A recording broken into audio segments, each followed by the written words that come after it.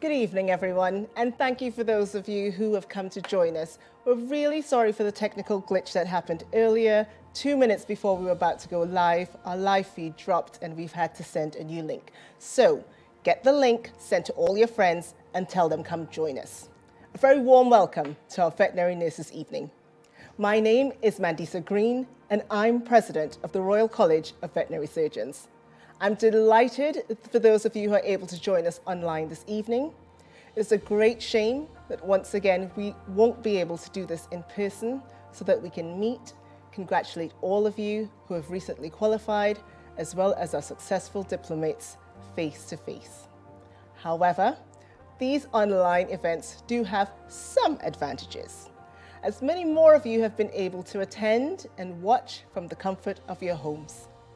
And what's more, I'm delighted to be in the same socially distanced room as a few colleagues from the RCVS for the first time in a very long time, which makes a very welcome change. I particularly commend those of you formally joining the profession today, as you have completed your qualification during a very tough time. It can't have been easy, and you should take extra pride in your achievement. For this evening, we have an interesting program ahead of us, which I do hope you will all enjoy. First, we will hear from the chair of the Veterinary Nurses Council, Matthew Rendell, who's here with me in the studio this evening and will be leading our new RVNs through their professional declaration before welcoming them to the register. We will then be able to congratulate those who have achieved their diploma in advanced veterinary nursing. We will also hear from our Director of Veterinary Nursing, Julie Dugmore, with an update on the latest VN Future activities. And I'm looking forward to listening to our guest speaker later on veterinary leadership coach, Anne-Marie Aylott, who has been given a very apt talk on how to turn resilience theory into practice. To get our evening underway, I would like to welcome my colleague Matthew and invite him to say a few words before leading you through your professional declaration. Thank you, Mandisa, and good evening, everyone. Being chair of the Royal College of Veterinary Surgeons Veterinary Nursing Council is an amazing honour, and meeting newly qualified nurses during the profession and leading them through the declaration is definitely the best part of the role. Not only is this event taking place during Veterinary Nursing Awareness Month, but it also takes place during the Diamond Jubilee of the veterinary nursing profession, with it being 60 years since the launch of the first Royal College of Veterinary Surgeons approved Animal Nursing Auxiliary Training Scheme. So there is a lot to celebrate, and I will say more about the Diamond Jubilee a little later. Having been a veterinary nurse for nearly 30 years, I thought I would pass on a few tips to hopefully help you in your career. First tip. I still learn things all the time from all sorts of places and people, fellow RVNs, student nurses, and from veterinary surgeons. Our profession is evolving all the time, and it's important that we keep up pace. But what took me a long time to realise was that the more you know, the more you realise you don't know. A quest for knowledge is great, but don't let it overwhelm you. Question everything, and remember mistakes will happen, discuss them, reflect on them, learn from them, but try not to dwell on them. Secondly, where you are is not who you are. I really hope you find your perfect practice first time, but if you don't, it's okay to move on. Practices need to provide you with what you consider important to you. If you don't, then maybe move on and find the perfect fit practice or role. Taking the breaks when you can is not a sign of weakness. You will perform much better as a nurse if you have had a break. Some of the best professional discussions, clinical and non-clinical, happen in the staff room during a break. I know I've worked some 12-hour shifts in the past for various reasons, and on reflection, I know I did not do my best nursing on these occasions. And that's a hard thing for me to admit, so please take your breaks when you can. This evening, I will always ask you to do me a few things for me, but more on that later. Please do feel free to get in touch with me if there is anything you would like to ask. It's always great to hear from fellow professionals, and I'm always happy to help. Thank you very much, Matthew. We now turn to the Veterinary Nurse Professional Declaration. Being entered onto the RCVS Register of Veterinary Nurses is a momentous occasion. It marks the formal start of your professional career and allows you to legally practice as a veterinary nurse in the UK, and means you're expected to abide by the VN Code of Professional Conduct as a fully accountable professional. Your professional declaration encapsulates your roles and responsibilities as a veterinary nurse and is made by all those who joined the RCVS Register of Veterinary Nurses. Normally, of course, we would all be standing in the same room to make the professional declaration. Tonight, even though we are all sitting apart, it's still important that we all say this together. So wherever you are, please do all join in with me now, along with a few veterinary nurses who have kindly volunteered to keep me company. You should all be hugely proud to repeat after me these very important lines. I promise and solemnly declare I promise and solemnly declare that I will pursue the work of my profession with integrity that I will pursue the work of my profession with integrity and accept my responsibilities to the public, my clients, the profession, to the public, my clients, the profession, and the Royal College of Veterinary Surgeons. and the Royal College of Veterinary Surgeons, And that above all, my constant endeavour will be and that above all my constant endeavour will be to ensure the health and welfare to ensure the health and welfare of the animals committed to my care. of animals committed to my care. In the name of the Council of the Royal College of Veterinary Surgeons, and by the virtue of the power conferred upon them by the Royal Charter and by Acts of Parliament, I do hereby admit you as associates to the said Royal College, and by the same power do confer upon you the right to be styled registered veterinary nurses and to be known and deemed and recognised henceforth as duly qualified members of the veterinary nursing profession. Congratulations.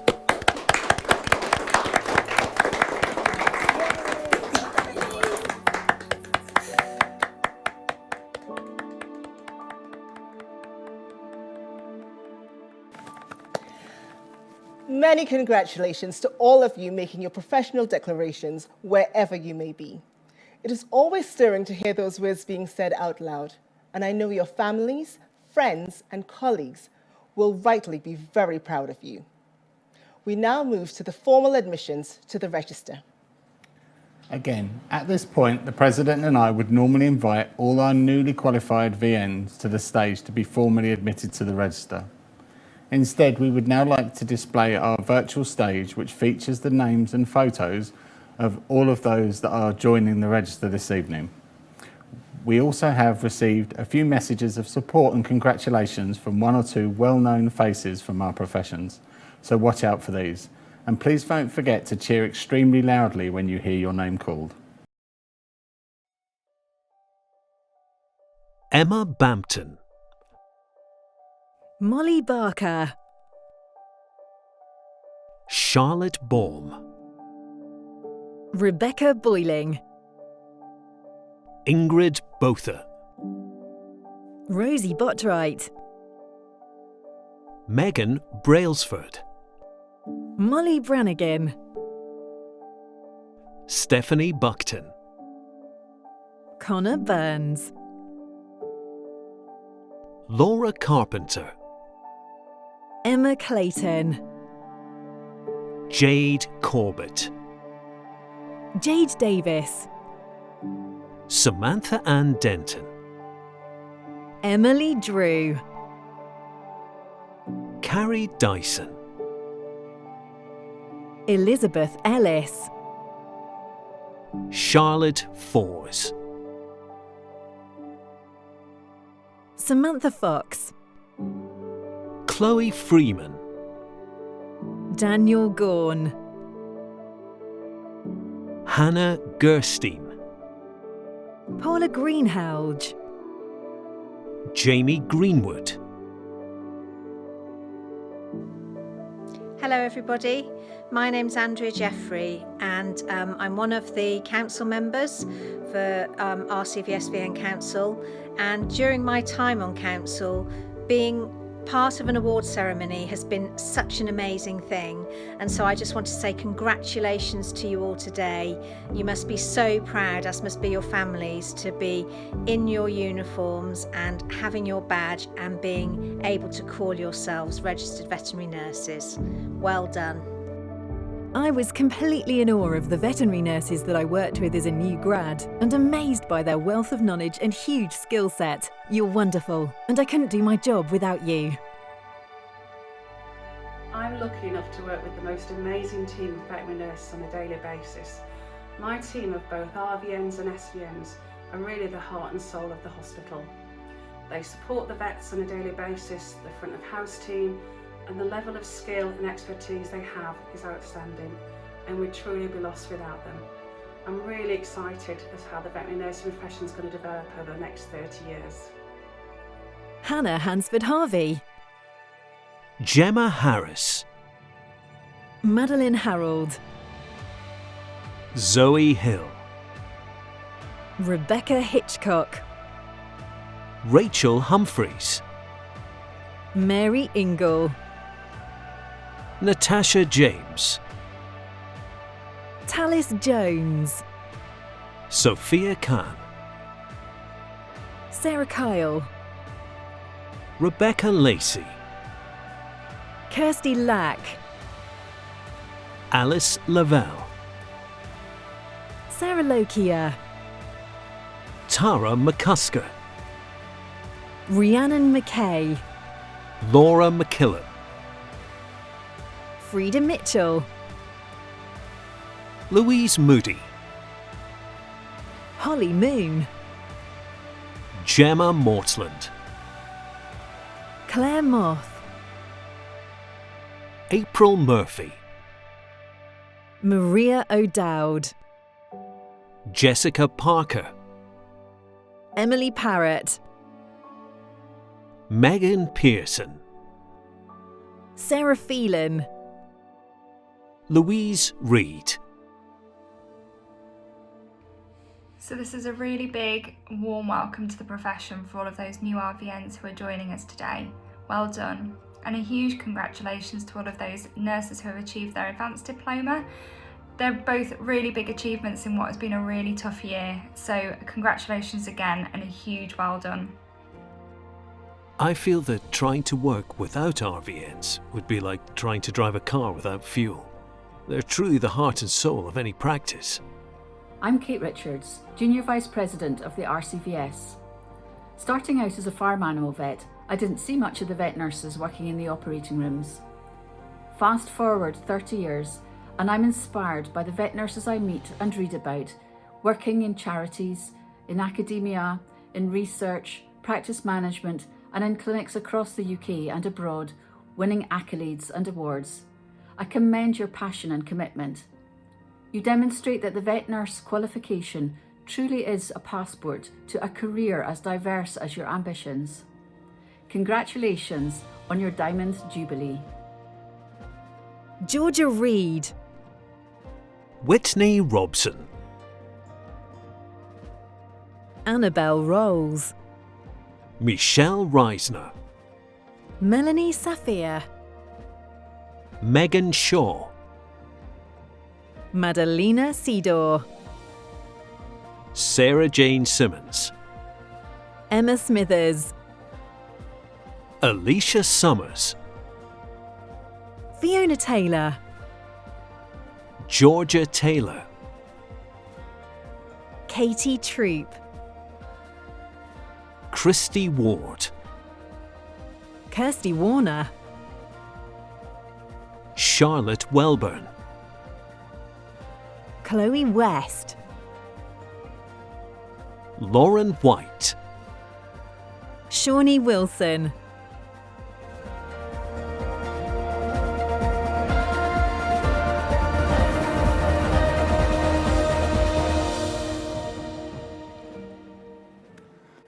Well done, and welcome to the best profession in the world. Many congratulations to all of you.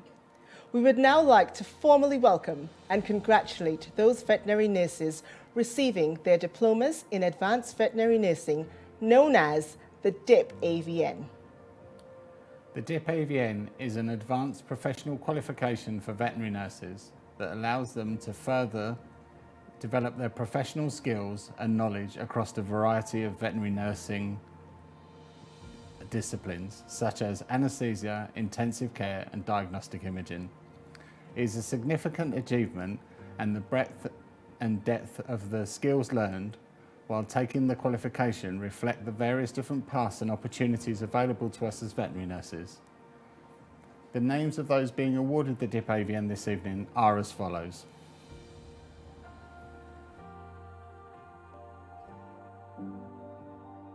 Catherine Alford, Hayley Gowan, Rachel Haig, Bethany Hart, Louise Holland, Kerry Murray, Neve Toner.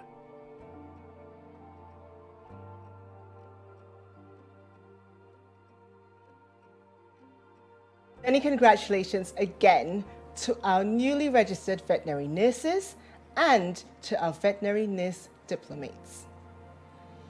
Huge congratulations to all of you this evening.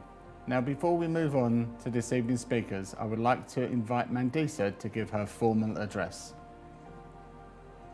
Thank you, Matthew. This is such an exciting and proud moment for you and your families, and wonderful for us to be able to formally welcome you as registered veterinary nurses and to present you with your advanced diplomas. It is not only what you have done to get to this point, but the conditions in which you have done them that are to be celebrated.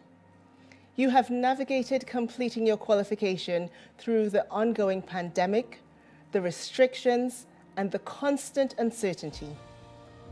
You've risen to those challenges, and here you are, as fully qualified and registered professionals. This will not be the end of your learning. You will continue your professional development throughout your nursing careers, learning new skills and techniques. My advice to you is to never stop being curious. Follow your curiosity and develop your own career path. As you start your careers, you should expect to have appropriate support in your workplaces because you are valued members of the veterinary team. You will experience hard work, challenges, and triumphs, but you will also make some mistakes. It is important to always be honest about mistakes. After all, we've all made them. What you should find in your support system are colleagues willing to examine them with you and help you learn from them. I guarantee you, you will become better veterinary nurses and stronger people as a result. Be the best you can be as you help our animals. Be both strong advocates for them and ambassadors for your profession. As a veterinary nurse, you will be a force for good and positive change for the health of our planet. As a veterinary surgeon, I am incredibly proud to work alongside veterinary nurses.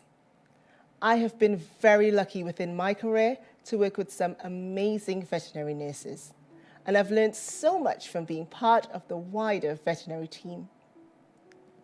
Lastly, speaking to you all now has made me reflect on my own graduation, and 3 words come to mind. A proud moment.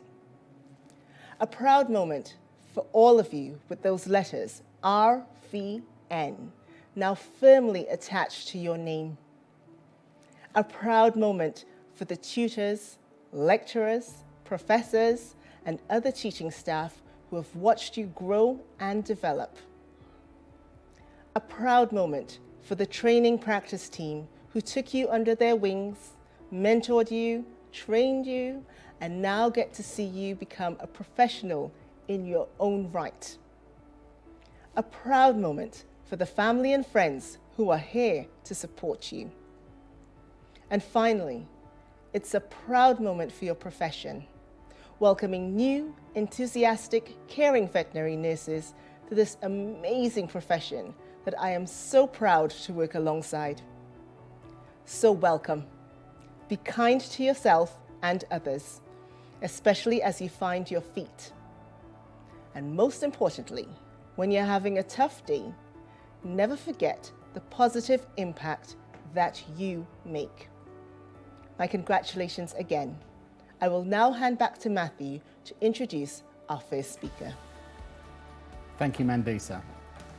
Julie Dugmore is the Director of Veterinary Nursing at the RCVS and has been a veterinary nurse for over 30 years. She's one of the leads on the VN Futures project, which aims to identify and address the challenges veterinary nursing is likely to face over the coming years. In this talk, she will give us a quick update on the achievements of VN Futures to date and the aims of the next phase of the project, as well as letting us know how you can get involved. Over to you, Julie. Thank you, Matthew. VN Futures is a joint project between the RCVS VN Council and the British Veterinary Nursing Association. I'm hoping that by the end of this presentation, some of you will be inspired by the work already done and will want to get involved with the next phase. The Veterinary Futures project was established in 2014 and was originally aimed at both the veterinary and veterinary nursing professions. However, as the project progressed, it became clear that the challenges and solutions for the veterinary nursing profession were very different to those for vets.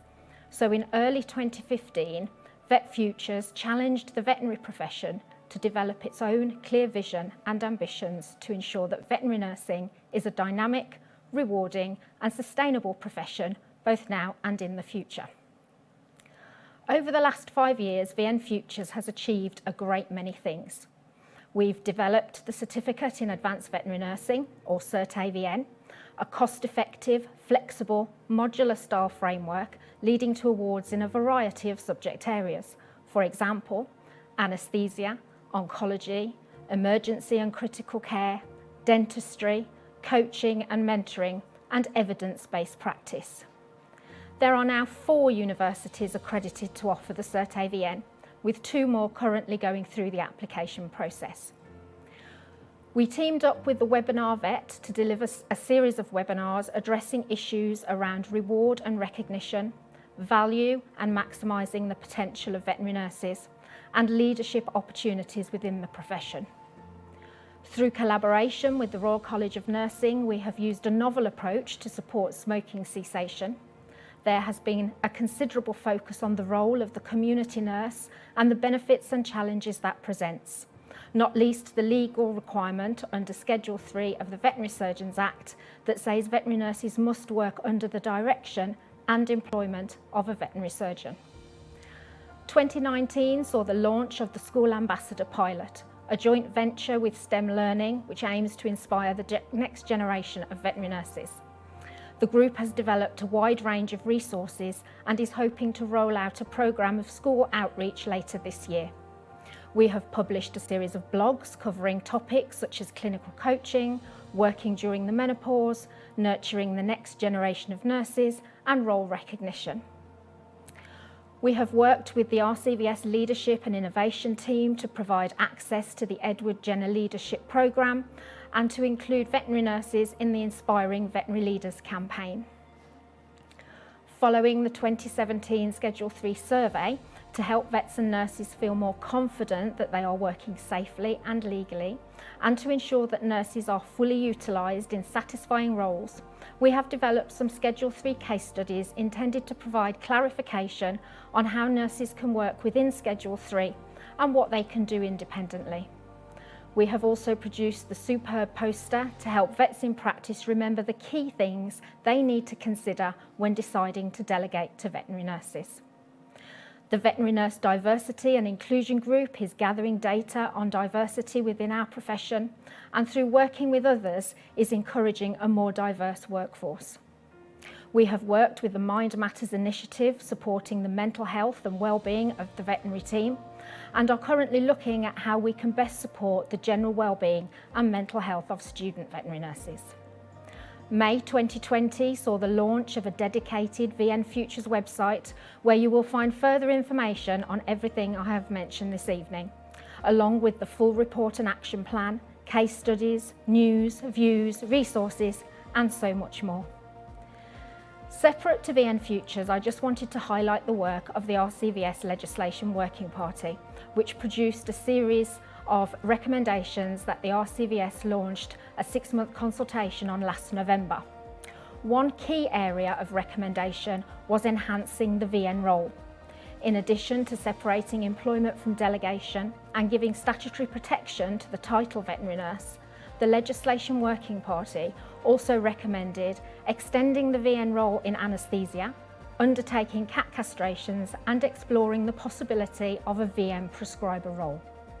The consultation closed last month, and RCVS Council will be considering the report in June and deciding on whether to adopt the recommendations as they stand or in an amended form.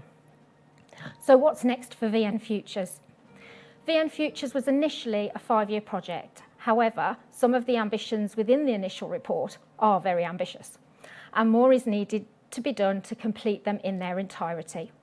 For example, whilst we have developed the certificate in advanced veterinary nursing, we are yet to develop the advanced practitioner role or status, and more can be done to encourage interprofessional education, training, and CPD. As phase 1 draws to an end, we will be creating and publishing an interim report, highlighting the value of the project, the achievements to date, and documenting ongoing developments to be included in the next phase. We are looking to the future, and we will be engaging with the profession through focus groups, lunch and learns, short questionnaires, bite-sized interactive events, and of course, publishing lots of information on the website. Over the last 5 years, the volunteer working groups have been working hard to ensure the ambitions and actions identified were addressed, and you can see from the snapshot provided this evening that much has been achieved. I would like to thank each of the working group members for their dedication and commitment to the project.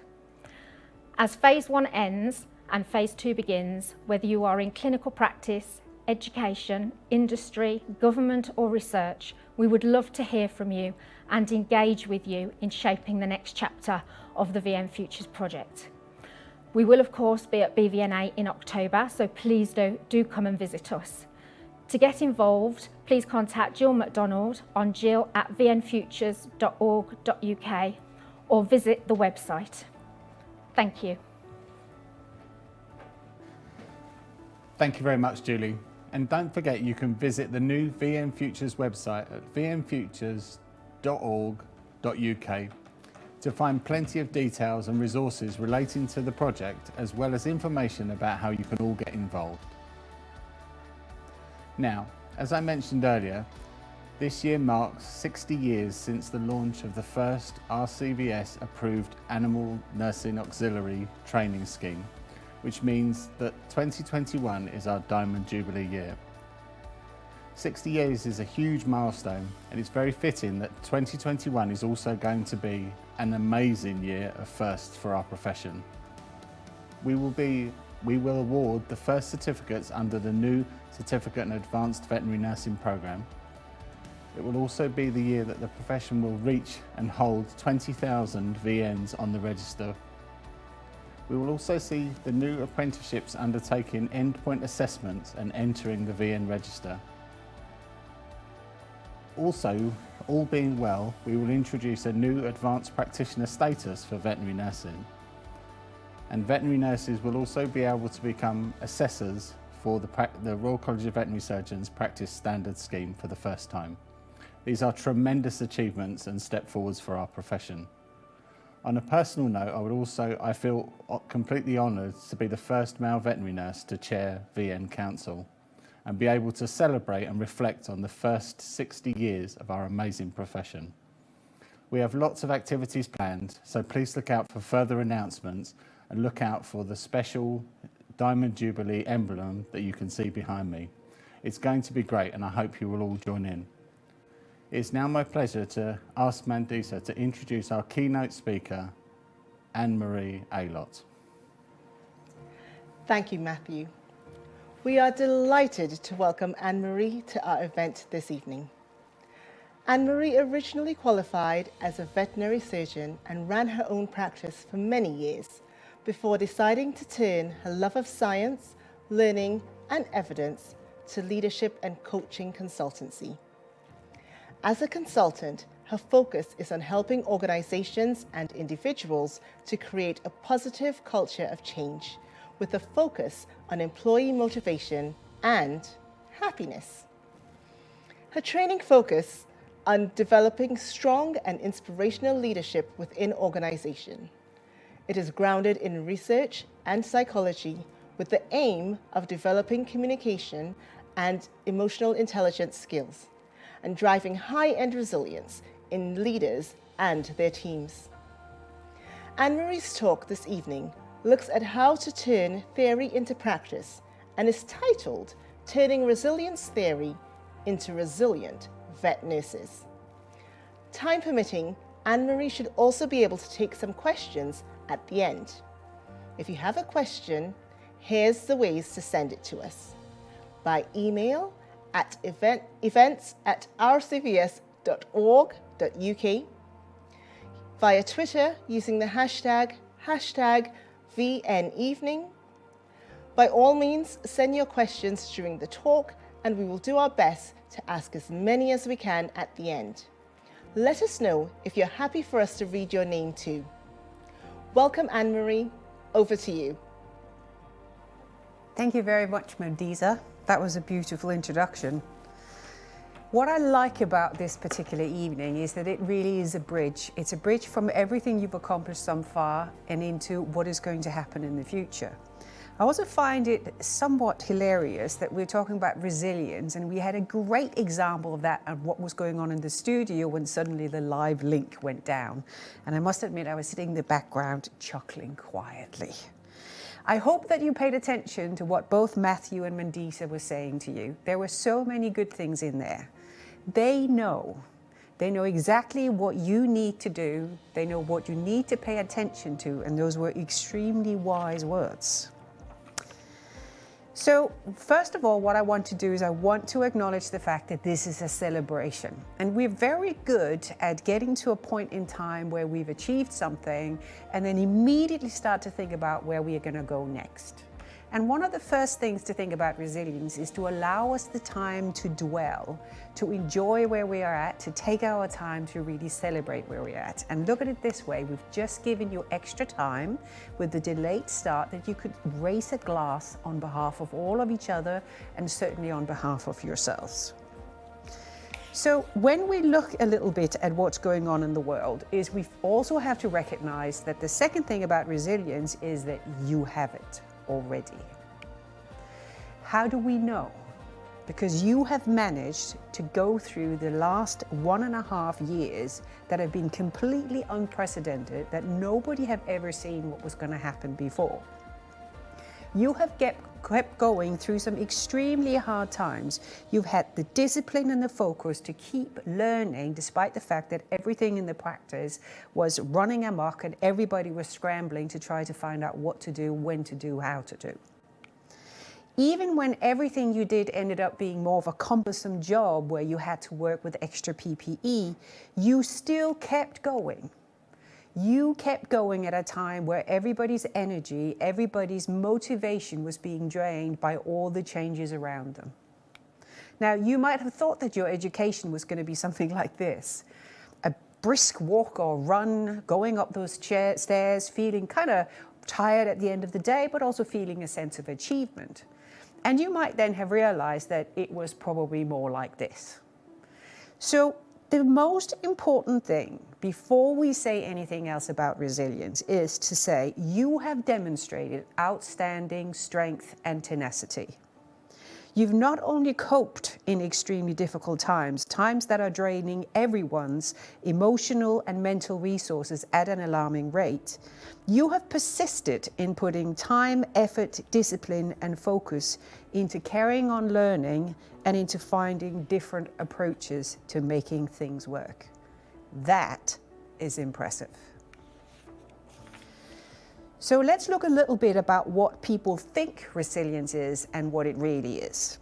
So the perception in society seems to be that resilience is mostly an innate ability of people to thrive in adversity and to bounce back quickly. But resilience is more correctly defined as having a set of skills that allows you to react appropriately to adversity.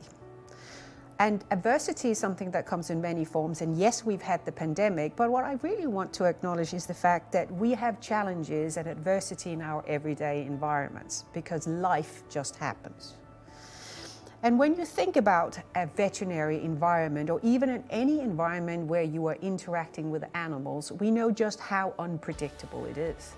I mean, personally, I think it would be great if the Labrador around the corner would be kind enough to drop us a note and let us know that it was going to run out in front of the car next Tuesday, so that we could set everything else and be prepared for the emergency surgery. But unfortunately, that's never going to happen. So we do see within veterinary practice, there is a certain degree of unpredictability and having to just go with the flow and tackle the challenges that are coming.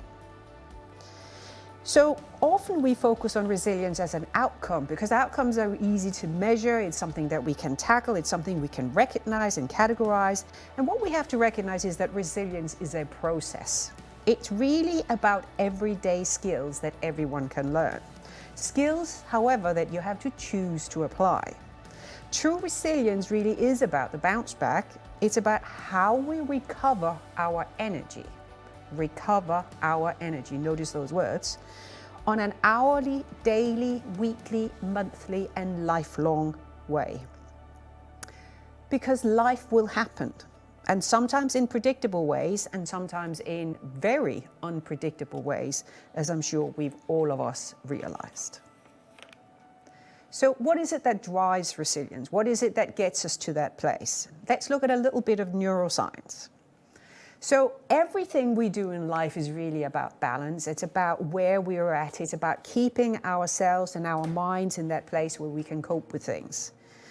So when the going gets tough, what happens is that we have what we call the survival brain kicks in. And the survival brain is strongly driven both by external factors like COVID, but also by internal factors, by our own little critical judge.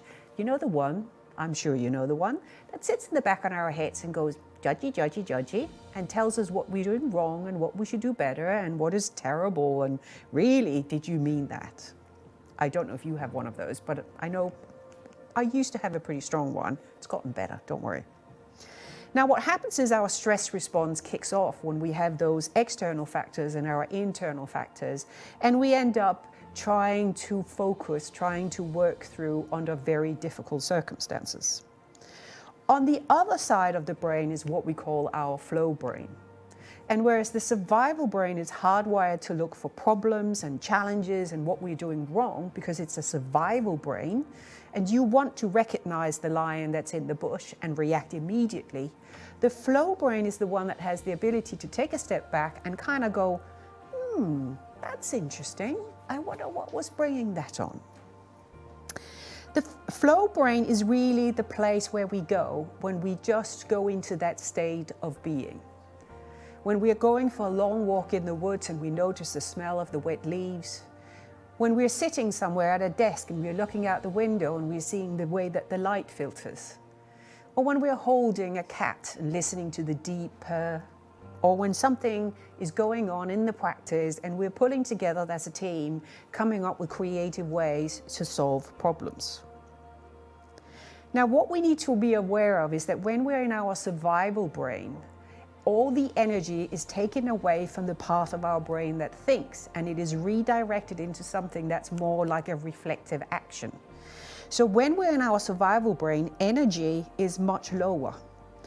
Our thinking slows down, we make poorer decisions, we make more mistakes, and we take longer to do tasks that we used to do really well. Now, we need our survival brain just as much as we need our flow brain. But what's happened is, with everything that's going on around us, is that the survival brain, the volume has been dialed all the way up. And the louder the survival brain is, the more it sucks the energy away from us. And we can cope with that short term, it's much harder long term. So in order to get back to a place of resilience where we are finding our energy and our motivation on a daily basis, we have to dial down the survival brain and we have to find our way to the flow brain. So really, the resilience we can think about is a form of a balance. It's a dynamic passing back and forth to help us cope with experiences. Now, bearing in mind, this is not a straight road, and also notice this is a woodland path, it is not a highway.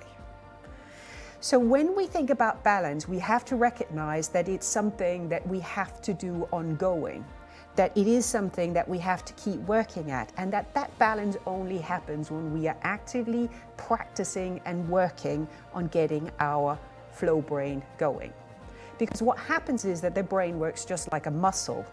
Essentially, over time, the bits that we use the most become stronger and faster. The bits we use less become atrophied.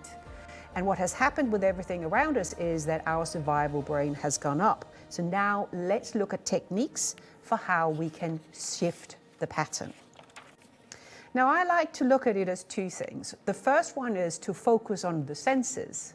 And the second thing is to make sense of the life. And these are techniques that you're able to apply quickly, immediately, and they are techniques that have been proven to help really well. They're not the only techniques, but let's give you something to start with. Let's give you somewhere to go that's really going to make a difference. Focusing on senses is another way of looking at it. Is you can say it's a form of micro-awareness. It's a form of being in a place where you are in the now, you are letting your thoughts go, and you're being fully present where you're at. In order to demonstrate that, what I would like to do is I would like you to join me in having a play. So just listen and pay attention to my voice and give yourself permission just to engage with this and give it a go. So I'd like you to find something to look at. Something where you can put all of your attention on what you see. And just really focus on what it is you see. Just notice the colors. Notice the contours. Notice the light and the shadows. And you're allowed to shift a little bit. Look at different parts of it. That's okay. And when a thought comes, just let it go. And it is normal for thoughts to come repeatedly, just let them go. That's okay, that's normal. So look at whatever it is you're looking and just give all of your focus on what you see. All of your focus. Now find something to touch just with your fingertips. And if you have nothing, you may want to just touch your fingertips to each other.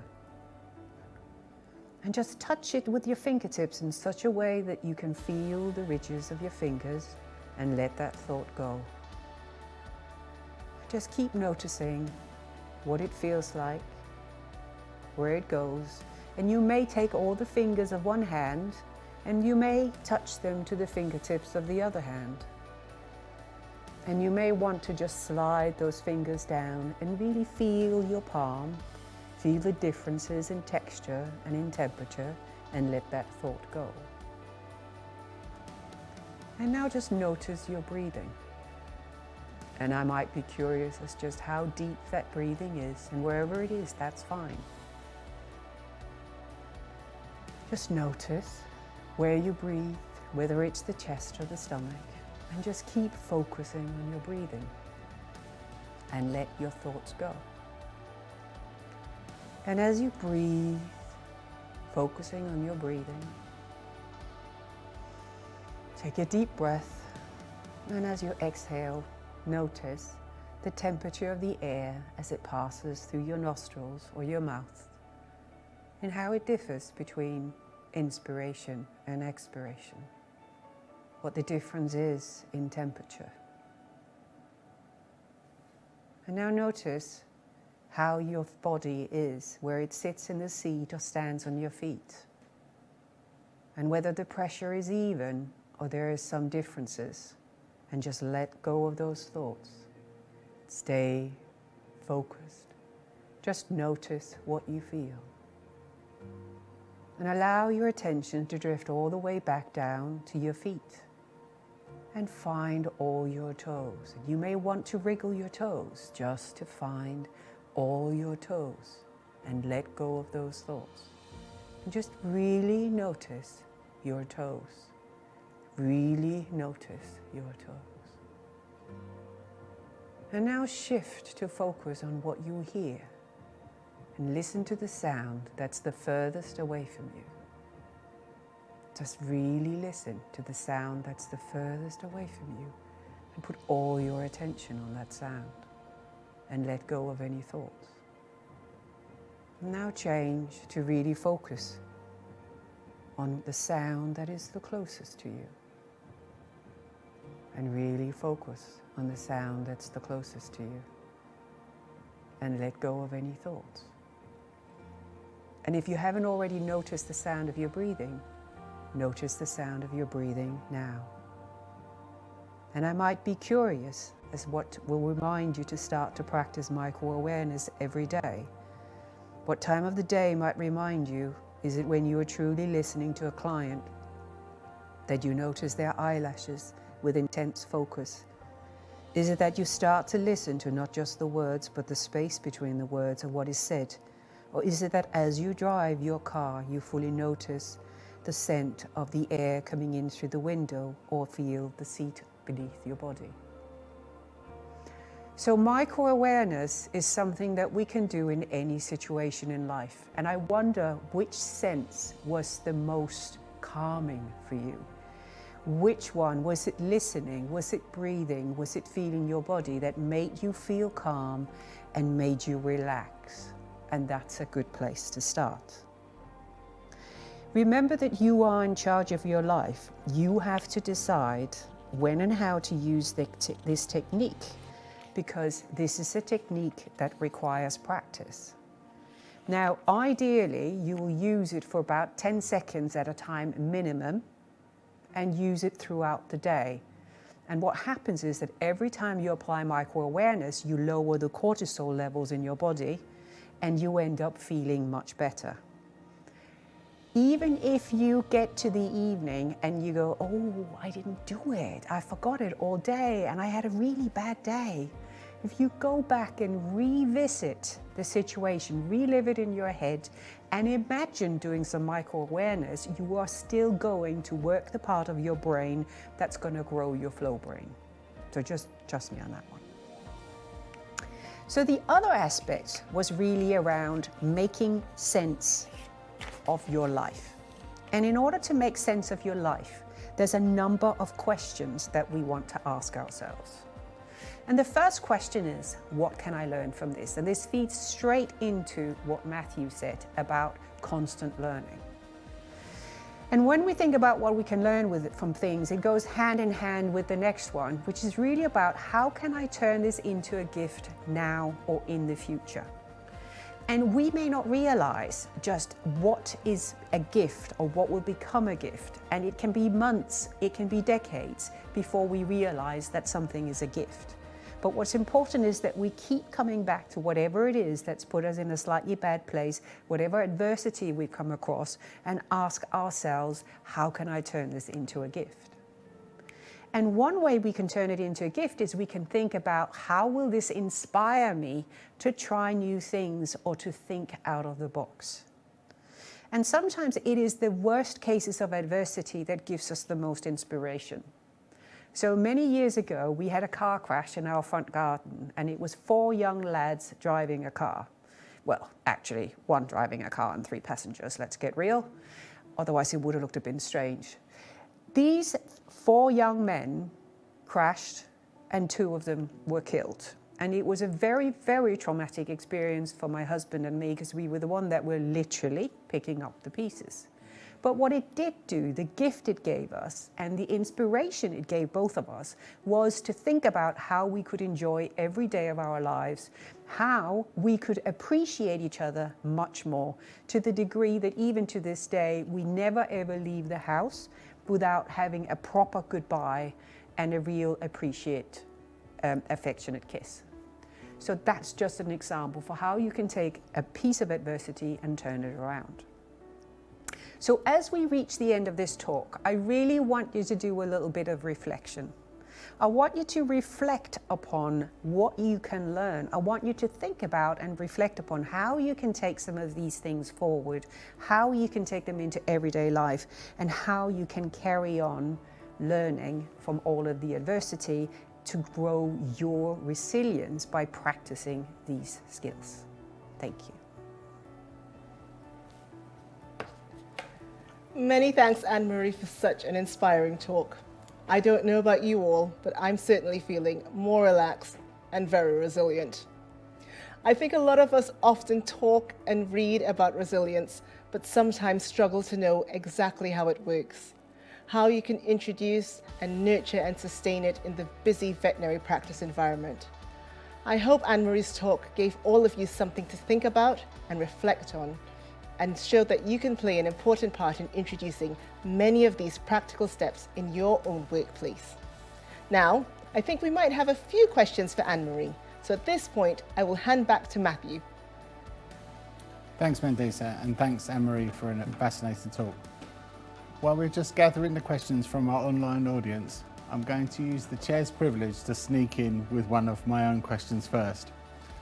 How can VNs make micro-awareness part of their everyday lives?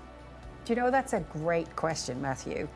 And this is going to be slightly interesting, because actually, in order to make micro-awareness part of your everyday life, you need to tie it into something you do on a regular basis, something that's a routine part of your day, routine part of your life. And one of the most common places where we recommend that people start with this is when they go to the toilet. Because it's something that happens to all of us. It's something where, funny enough, you don't tend to get interrupted. And you remember, you can choose what you focus on, just saying. You could have something you brought with you that you're looking at, for example. But it's a great place to start, because also when we are caught up in the everyday business of a veterinary practice, we don't always stop to think and to remember to do these things. Thank you. That's a really, really good answer. I think that the second question that's come in for us is, how can veterinary nurses deal with a situation where another member of the team is a problem? That's also a great question. And life is life. And when we have relationships, whether they're work relationships or private relationships with other people, there will inevitably be times where we are not really enjoying those relationships, or where something goes wrong. Now, as I always say, you can't change other people, you can only change yourself. So one of the most important things to think about is to think about how you can find a more calm place inside of yourself. So you want to find a place where you can just rest and relax, where you can do the micro-awareness, where you can get your negative emotions down. And don't get me wrong, you will have a negative emotion if you find another person is a problem. But if you can get yourself talked down from that and find a calmer place to be as the first step, the second place is really about empathy and compassion. So it's empathy to yourself first, so that you're not judging yourself for reacting in the situation, but it's also empathy to the other person about where they're coming from. And what I would like to make clear is that empathy can go hand in hand with a fierce protection of yourself. Just because you understand where the other person is coming from does not mean that you need to accept if they are not treating you in an appropriate way. It is entirely okay to set boundaries. That's brilliant, and some great practical advice from there. So thanks everyone for your questions, and many thanks again for Anne-Marie. Now, as I mentioned earlier, there are 3 things that I wanted to ask you all as our newly qualified RVNs this evening. So here they come. Never say that you're just a veterinary nurse. You are an RCVS registered veterinary nurse. You are a veterinary professional, and in your daily work you will improve animal health and welfare, and as an essential part of the vet-led team. Be loud and proud, and make sure your friends and family know what you do and do engage with the profession. Be the catalyst of the change you want. Secondly, it's honestly okay to not be okay. The first year as an RVN can be hard at times. Please discuss your feelings openly. I have always been very open that I have had mental health issues during my time, and it's honestly made me a better person and nurse, and it's now allowed me to support other nurses around me. I often ask the question, how's your mental health today? It's a much better way of approaching it than saying, are you okay, which is very easy to say yes to. You are now a leader and a mentor. It's a strange thing to say, but you will be working with students and fellow professionals who will look up to you for guidance in many ways, such as clinical approach, communication, tone and setting. Use this wisely. Demonstrate professionalism and knowledge wherever possible. It's not a blink reflex, it's a palpebral. It's not a pink blood tube, it's an EDTA. It's not mouth rot, it's stomatitis. Please also check out the VN Futures website to find more out about this project and how you can get involved in its many work streams. It really is a wonderful project, and we particularly want to give our new RVNs a say in their future. And lastly, please don't forget the importance of support, help and advice from colleagues, family and friends, because there will be times in your life as a veterinary nurse when you will need it, and you should never be afraid to ask.